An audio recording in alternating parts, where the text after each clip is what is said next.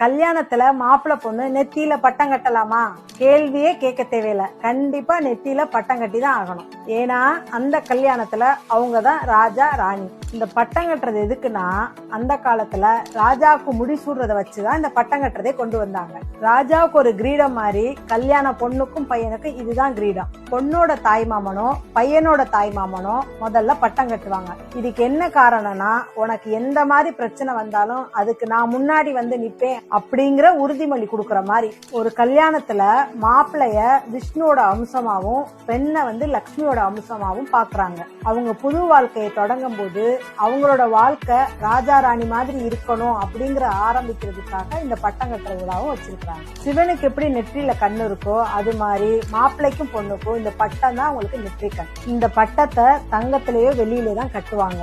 இது கட்டும் போது அவங்க பக்கத்துல எந்த நெகட்டிவிட்டியும் வராது. அது மட்டும் இல்லாம